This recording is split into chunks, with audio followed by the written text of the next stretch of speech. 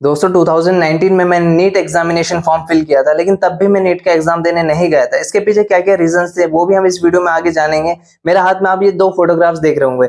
ये जरूरत पड़ती है जब हम एग्जाम देने जाते हैं नीट का, तो एंट्री गेट पे हमें ये दिखाने पड़ते हैं, और आप बहुत अच्छे से जानते हो अगर आप एक नीट एस्पिरेंट हो। आज से 4 साल पहले जो मैंने डिसीजन लिया था, ये मेरी लाइफ का one of the best decision में से एक था, क्योंकि इसमें मुझे मल्टीपल बेनिफिट्स देखने को मिले। पहला, मुझे एक भी साल ड्रॉप करना नहीं पड़ा। पूरी लाइफ मैंने एक भी साल अपना ड्रॉप नहीं किया है। सेकंड बेनिफिट, मेरी ग्रेजुएशन बीएससी ऑनर्स एग्रीकल्चर मेरा कंप्लीट हो गया है, और अब मैं डिफरेंट डिफरेंट एग्जाम्स के लिए एलिजिबल हो गया हूँ। और मुझे अपना इतना बिलीव है मुझे अपने आप पर, अगर मैं एक साल भी अपना अच्छे से तैयारी करता हूँ किसी भी गवर्नमेंट एग्जाम की, तो बहुत सारे ज्यादा चांसेस है कि मैं उसे क्वालिफाई कर जाऊँ। बट मेरा गोल थोड़ा अलग है, उस पर भी हम आगे किसी और वीडियो में डिस्कस करेंगे। तीसरा बेनिफिट मेरा ये हुआ, कॉलेज लाइफ भी मैंने थोड़ी इंजॉय की, और अपनी अगर मैं ऐसा करता कि 4-5 साल में अपने नीट में लगा देता, उस टाइम पे डिसीजन में अगर एग्जाम में दे देता, उसके बाद मैं कोचिंग के लिए चला जाता कोटा वगैरह, दिल्ली वगैरह, तो मुझे काफी ज्यादा दिक्कतों का सामना करना पड़ता। हो सकता है मैं डिप्रेशन में चला जाता। मेरे कुछ फ्रेंड्स ऐसे भी हैं जो कि 4 से 5 साल उन्होंने लगा दिए हैं, उनका वो मुझसे सीनियर थे, और आज मेरा पूरी ग्रेजुएशन कंप्लीट हो गई है, लेकिन अभी भी वो नीट की एग्जाम की तैयारी कर रहे हैं। तो नीट का आपने रिसेंटली एक स्कैम भी सुना होगा, जो कि काफी ज्यादा हर्ट कर रहा है बहुत सारे नीट एस्पिरेंट्स को, और जो तो इस पे काफी सारे टीचर्स इन्फ्लुएंसर्स इस पे प्रोटेस्ट भी कर रहे हैं कि ये स्टूडेंट्स के साथ काफी ज्यादा गलत हुआ। इस पर हम और आगे बात करेंगे। फिजिक्स वाले काफी अच्छे टीचर हैं, 11th-12th में मैंने उन्हीं से पढ़ा था। मेरे पास खुद के पास मेरे पास बायोलॉजी है, मेरे पास 11th-12th में मेरे पास एग्रीकल्चर नहीं था, लेकिन 12th के बाद मेरा मूड चेंज हुआ और मैंने एग्रीकल्चर में कदम रखा, और मेरा बैकग्राउंड भी एग्रीकल्चर से रिलेटेड है, तो मुझे काफी अच्छा लगता है एग्रीकल्चर में एडमिशन लेकर। चलिए बिना टाइम वेस्ट किए हम अपने टॉपिक पर आ जाते हैं, एग्रीकल्चर वर्सेस मेडिकल। तो जिन्हें नहीं पता उन्हें मैं बता देता हूँ। एग्रीकल्चर 4 इयर्स का कोर्स होता है, जिसे कंप्लीट करने के बाद आप एलिजिबल हो जाते हो गवर्नमेंट और प्राइवेट सेक्टर में जॉब्स करने के लिए। इसके अलावा आप बिजनेस के लिए एलिजिबल हो जाते हो, आपको अलग अलग आइडियाज मिलने शुरू हो जाते हैं, क्योंकि आपने 70+ से ज्यादा सब्जेक्ट्स पढ़े हैं, तो आपको अलग अलग बिजनेस के बारे में पता लगता है। उसके साथ साथ आप स्टार्टअप भी अपना स्टार्ट कर सकते हैं। दूसरी साइड आ जाती है मेडिकल। मेडिकल में भी 4 से 5 इयर्स के कोर्सेज होते हैं, like BMS, BUMS, MBBS, BDS, इस टाइप के कुछ कोर्सेज जो फेमस कोर्सेज है वो मैंने आपको बता दिए हैं। इसके अलावा भी और भी कोर्सेज होते हैं जो कि आप कर सकते हो। थोड़ा एक्सप्लोर करने की जरूरत है आपको, धीरे धीरे और भी लाइंस के बारे में पता लगेगा, जिसे इसे कंप्लीट करने के बाद अपना आप खुद का क्लिनिक भी खोल सकते हो। उसके साथ साथ अगर आप क्लिनिक नहीं खोलना चाहते हो तो आप जॉब भी कर सकते हो, गवर्नमेंट और प्राइवेट दोनों सेक्टर में इसमें जॉब अवेलेबल है। इसके अलावा अगर आप बैकग्राउंड आपका सही है तो आप अपना खुद का हॉस्पिटल भी खोल सकते हो। दोस्तों निराश होने की जरूरत नहीं है। अगर आपका नीट का एग्जाम क्लियर नहीं भी होता है तो जरूरी नहीं कि आपको एमबीबीएस ही करना है। आप अगर आपका ड्रीम है कि आपको डॉक्टर की फील्ड में ही जाना है तो आप अदर कोर्सेज भी कर सकते हो, एमबीबीएस। अगर आपका बैकग्राउंड सही है तो आप प्राइवेट कर लेना। अगर आपका नहीं है बैकग्राउंड, आप नहीं अफोर्ड कर रहे हैं, तो आप प्राइवेट या फिर गवर्नमेंट बीएमएस हो गया, ठीक है, बीएमएस, और भी थोड़ा एक्सप्लोर करिए, और भी ऑप्शन है। मेरी तो विश यही है, अगर आपका ड्रीम है एमबीबीएस या फिर कोई सा भी डॉक्टर बनना, तो आप डॉक्टर जरूर बनिए। तो नेक्स्ट पॉइंट होने वाला है हमारा एंट्रेंस एग्जाम को लेकर। अगर आपको एग्रीकल्चर गवर्नमेंट कॉलेजेस में एडमिशन चाहिए तो आपको एग्रीकल्चर के कुछ एग्जाम्स क्लियर करने पड़ेंगे, लाइक आपका आईसीआर हो गया, फिर सीयूईटी का एग्जाम होता है, और स्टेट लेवल के भी एग्जाम होते हैं लाइक यूपी कैटेट। अगर आप इन्हें क्लियर करते हो तो आपको बेस्ट कॉलेजेस में एडमिशन मिलेगा और वहां पर पढ़ने का आपको मौका मिलेगा। नेक्स्ट साइड आ जाती है हमारी मेडिकल। मेडिकल में अगर आपको एग्जाम क्लियर करना होता है तो वो एग्जाम होता है नीट। नीट का एग्जाम क्लियर करने के बाद उसकी कट ऑफ के अकॉर्डिंग आपको एडमिशन मिलता है। एमबीबीएस या फिर बीडीएस, बीएमएस, अलग अलग आपके कोर्सेज होते हैं जिसमें आपको एडमिशन मिल जाता है। अलग अलग कट ऑफ जाती है, तो वो डिपेंड करता है कि कौन से ईयर में जो कंपटीशन है उसके अकॉर्डिंग ये चीज होती है सिलेक्ट। तो चलिए अब कंपटीशन के बारे में बात कर लेते हैं। अब मैं ये नहीं कहूंगा कि एग्रीकल्चर में बहुत कम कंपटीशन है, फिर क्या होगा कि एग्रीकल्चर ग्रेजुएट्स आएंगे और मुझे कमेंट्स में देख लेंगे। तो इसलिए मैं जो जेन्युइन इन्फॉर्मेशन है वही आपको दूंगा। अब ऐसा कह सकते हैं कि एग्रीकल्चर में कंपटीशन तो है, लेकिन इतना नहीं है जितना नीट में है। नीट में काफी टफ कंपटीशन है, और 24 लाख से ज्यादा स्टूडेंट्स ने इस बार 2024 में एग्जाम दिया था, और उसमें लगभग 50,000 भी सीट नहीं है, 48,000 अप्रोक्स सीट है। तो आप देख सकते हो किस लेवल का कंपटीशन है। एग्रीकल्चर में भी है कंपटीशन, लेकिन इतना नहीं है। तो नेक्स्ट पॉइंट है हमारा फेम। फेम की बात की जाए तो दोनों में ही फेम है, एग्रीकल्चर में भी और मेडिकल में भी, लेकिन ज्यादा फेम मेडिकल में है। मेडिकल यार जो डॉक्टर बन रहे हैं 4-5 साल के बाद मेहनत करके, मेहनत तो वैसे यहाँ भी एग्रीकल्चर में भी बहुत है, मैं ये नहीं कहूंगा कि यहाँ मेहनत बहुत कम है। यहाँ हलवा नहीं है कि आपको गरम गरम खा ले लोगे आप, मेहनत आपको यहाँ भी करनी पड़ेगी अगर आप एग्रीकल्चर में कदम रखते हो। लेकिन फिर भी देखा जाए तो जो सोसाइटी है वो ज्यादा प्रेफरेंस देती है मेडिकल स्टूडेंट्स को, और उन्हें भी फेम ज्यादा मिलता है एज कम्पेयर टू एग्रीकल्चर। लेकिन आपने एक चीज देखी होगी, जो इंजीनियर्स का हाल था कुछ साल पहले, वो बहुत प्रेफरेंस दी जाती थी उन्हें भी, लेकिन आज के टाइम पे इंजीनियर्स का बहुत बुरा हाल है। तो मुझे डर है कि शायद मेडिकल वाले स्टूडेंट्स का भी आगे आने वाले टाइम में बुरा टाइम ना शुरू हो जाए, क्योंकि आपने देखा होगा इसी साल नीट के एग्जाम को लेकर कितनी चर्चा हो रही है, स्कैम वगैरह हुए थे। और आपने देखा होगा मेडिकल को कितना अच्छा मानते थे सोसाइटी, लेकिन आजकल हर दूसरा बंदा मेडिकल की शॉप खोलना चाहता है और तरह तरह के मेडिकल कोर्सेज करता है, like D pharma, B pharma. तो आप समझ सकते हो कि आने वाले टाइम में क्या कंडीशन होने वाली है। तो इसलिए अपने आप को अपडेट करना और अपने आप को अच्छे से एक्सप्लोर करना बहुत ज्यादा जरूरी हो गया है आज के टाइम पे।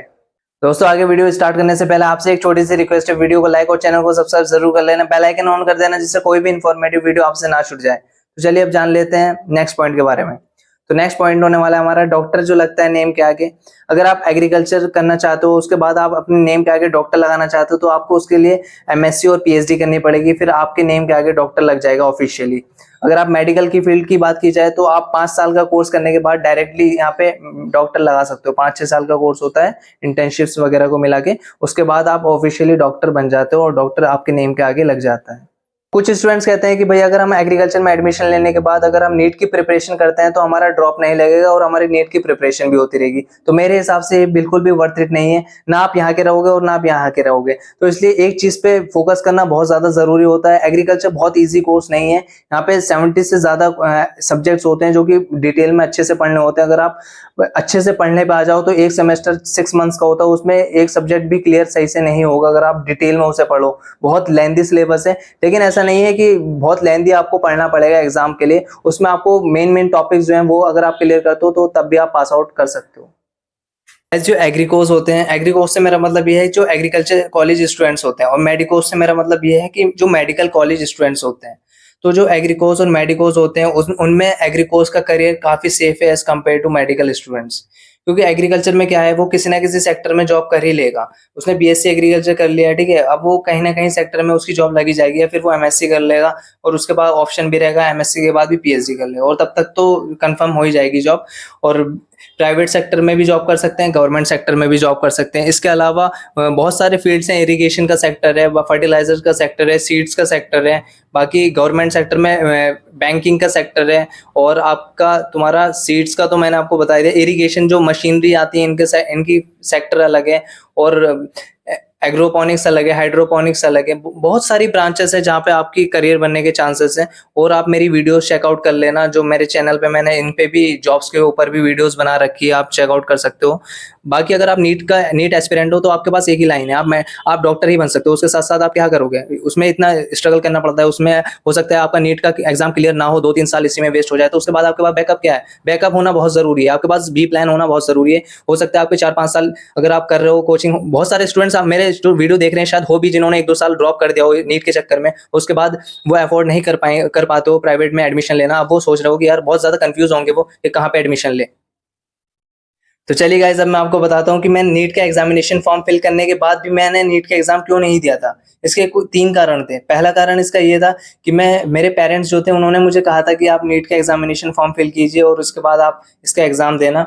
तो मैंने फिल कर दिया था मजे मजे में। उसके बाद मुझे रियलाइज हुआ कि यार मेरा इंटरेस्ट नहीं है, मैं किसी करियर मेरा है तो डिसीजन भी मेरे होने चाहिए, इसलिए मैंने एग्जाम नहीं दिया था। और दूसरा रीजन आप कह सकते हो कि उस टाइम पे कोरोना वायरस भी बहुत चल रहा था, तो इसलिए मैंने हेल्थ इशू के चक्कर में एग्जाम देने में नहीं गया था। क्योंकि इतना अब होता है ना, अगर आप कोई एग्जाम देते हो तो आपको कुछ ना कुछ सीखने को मिलता है। मैंने कहा चल यार एग्रीकल्चर तो लेना ही है, एग्जाम दे के देख लेते हैं एक बार किस टाइप का एग्जाम होता है, नीट का थोड़ा एक्सपीरियंस ही हो जाएगा। बाद में मुझे कॉम्पिटिटिव एग्जाम्स की भी प्रिपरेशन करनी है, उसका एग्जाम देना पड़ेगा, तो इसलिए मैं देख रहा था। लेकिन उस टाइम पे कोरोना था, तो ये रीजन हो गया था।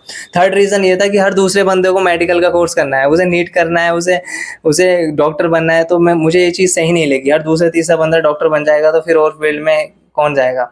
तो एक चीज़ ये भी थी। अब ऐसा होता है ना कि कंपटीशन तो आपको पता ही है कि 24 लाख बच्चों ने इस बार एग्जाम दिया है, हर साल कंपटीशन बढ़ने पे, और इस बार तो नीट में स्कैम वगैरह की भी शिकायत आ रही है। तो ऐसे में बताओ कौन क्या ही नीट की प्रिपरेशन करेगा, और इतना रिस्क रहता है। ये तो एक ट्रेंड बन गया है कि 12th के बाद अगर मैथ्स होगी तो आईआईटी जेई की प्रिपरेशन करेंगे, और आपके पास अगर बायोलॉजी होगी तो नीट की प्रिपरेशन करेंगे। तो एक ट्रेंड बन गया है, तो इसमें ज़्यादा मुझे सही नहीं लगा इस चीज़ में फंसना। गाइस, रिस्क की बात की जाए तो मेडिकल फील्ड में ज्यादा रिस्क है as compare to agriculture field. Risk agriculture field में भी है लेकिन इतना नहीं है जितना कि मेडिकल फील्ड में है, क्योंकि मेडिकल फील्ड में आप ह्यूमन बींग्स का ट्रीटमेंट करते हो।